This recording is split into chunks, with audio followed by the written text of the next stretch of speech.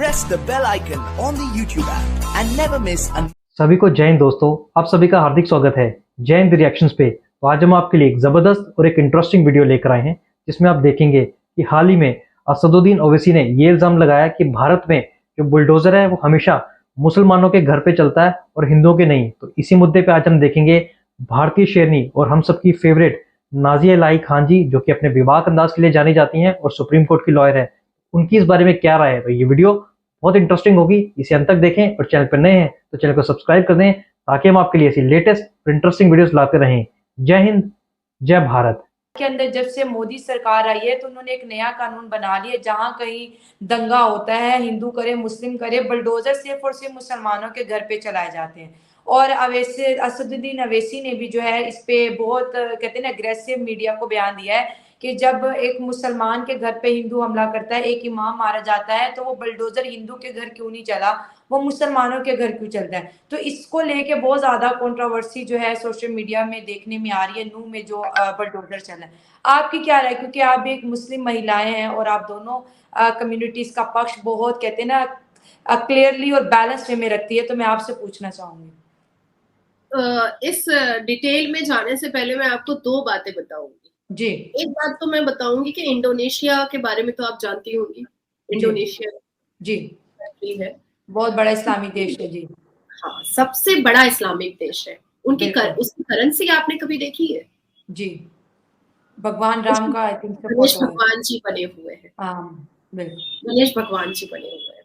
उनका इंडोनेशिया का जो ये फ्लाइट है उसका नाम उन्होंने क्या रखा है? वो भी किसी भगवान के नेम पे रखा है, मैंने ये वीडियो देखी। गुरुदा इंडोनेशिया एयरलाइंस, ठीक है।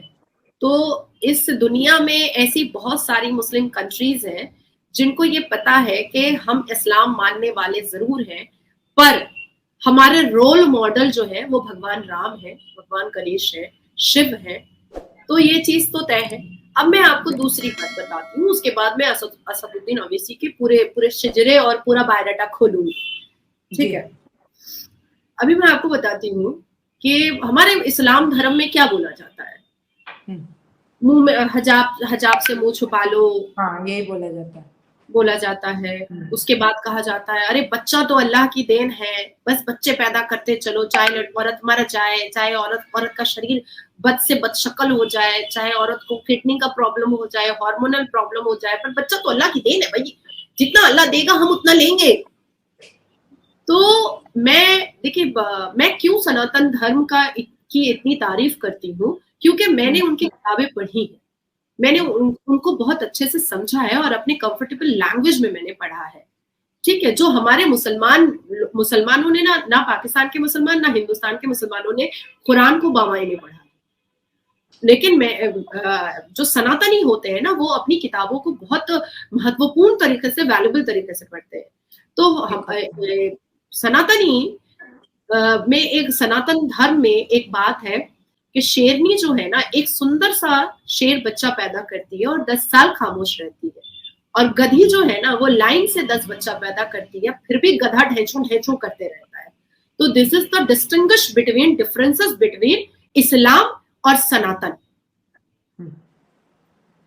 ठीक होगा, ठीक है।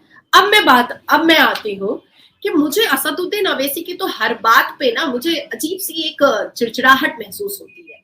मुझे लगता है कि ये इस्लामिक टेररिस्ट का सबसे बड़ा मुख हो जाएगा आने वाले वक्त में।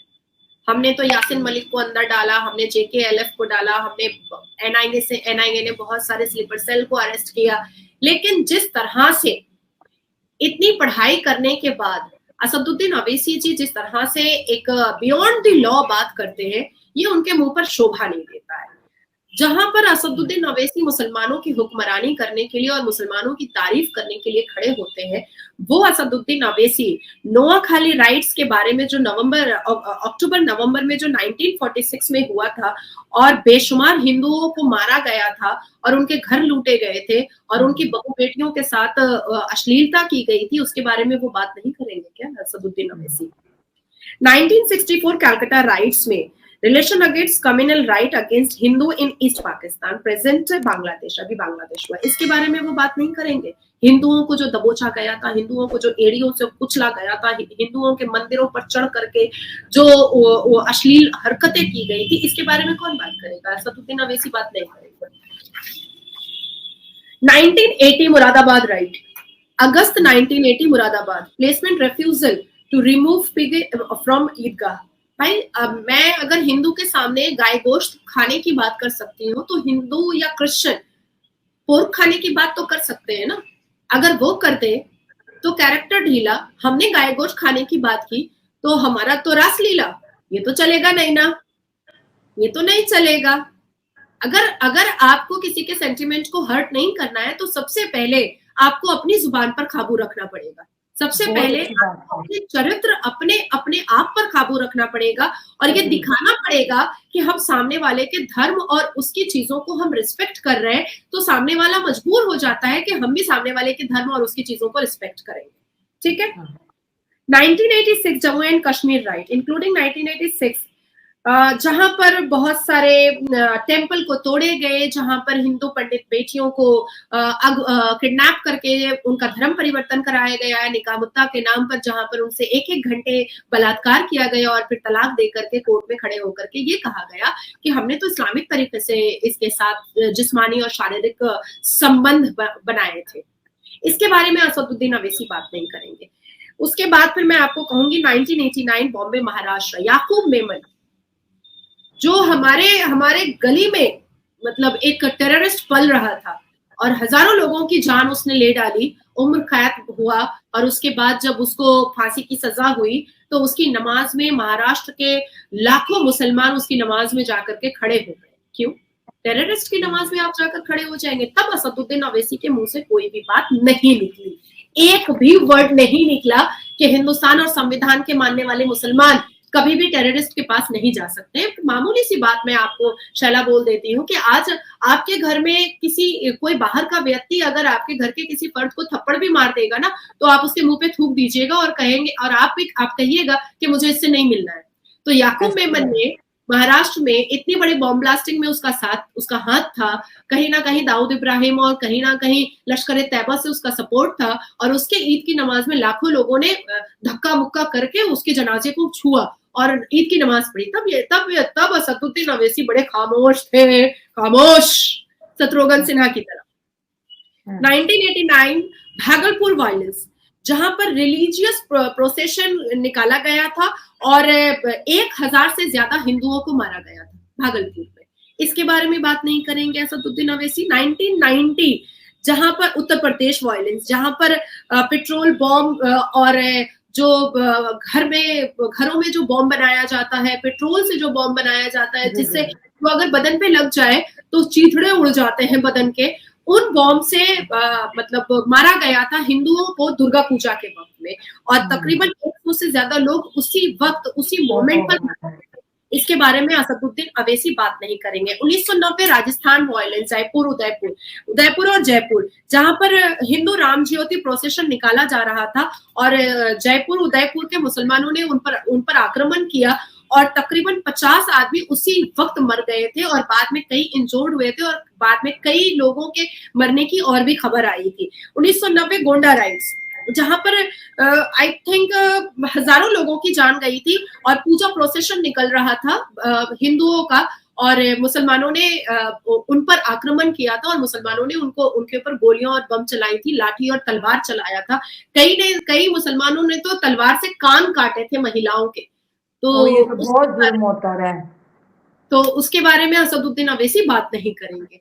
जब हमारी बहु बेटियों को, मुसलमान लड़कियों के साथ 4 शादी का लज्जत और मजा मुसलमान मर्द एक बिस्तर पर लेते हैं और उसको बंद करने की बात अगर भारत की सरकार करती है और हम जैसे मुसलमान लड़कियां करती हैं, तब असदुद्दीन अवैसी कहते हैं कि नहीं, मर्दों को 4 बीवी लेकर रहना चाहिए, इस्लाम के बीच में ना आए, भारत के प्रधानमंत्री इस्लाम के बीच में ना आए।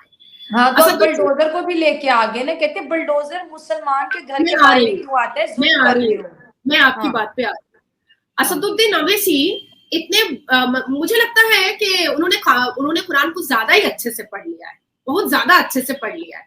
क्योंकि कुरान तो कह रहा है ना कि भाई 6 साल की बच्चे से निकाह कर लो, 9 साल में उसके साथ सेक्स कर लो, उसके बाद 4-4 6-6 बीवियां रखो, आसमान में 72 वर्जिन हूर का मजा लो, जब चाहोगे तब सेक्सुअल डिजायर्स पूरे करोगे। तो उन्होंने कुरान बहुत ज्यादा अच्छे से पढ़ लिया है।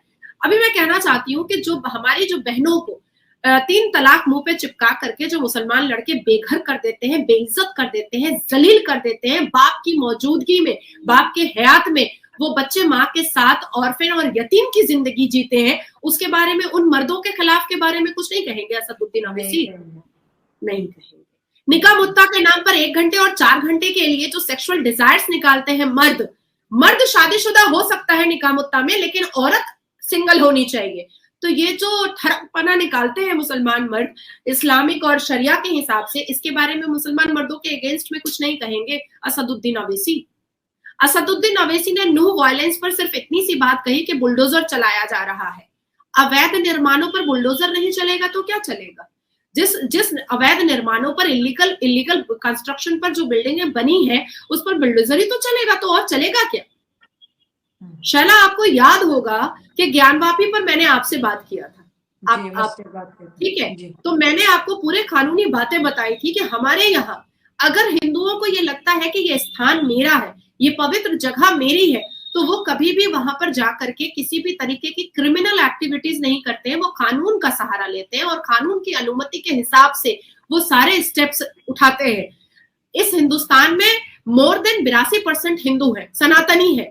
वो अपने हक की चीज क्रिमिनल एक्टिविटीज से ले सकते हैं, लेकिन फिर भी संविधान को वो सर्वप्रथम रखते हैं और संविधान के अंडर दी बैरिकेड काम करना चाहते हैं। दिस इज द रीजन कि अयोध्या का केस राम मंदिर के लिए 1 डेकेड चलता रहा, और जब सुप्रीम कोर्ट ऑफ इंडिया ने, the honourable supreme court of India ने जब जजमेंट दिया और जो डेट बताया कि इस डेट में हिंदू पक्षों के लोग अंदर एंटर करेंगे, उसी डेट में उसी वक्त पे वो एंटर किए थे। तो इतने सिविलाइज्ड हिंदू सनातनियों के बारे में अगर असदुद्दीन ओवैसी अपनी घिनौनी जुबान से कुछ बोलते हैं तो पहले ये आंकड़ा देख लेना चाहिए उनको।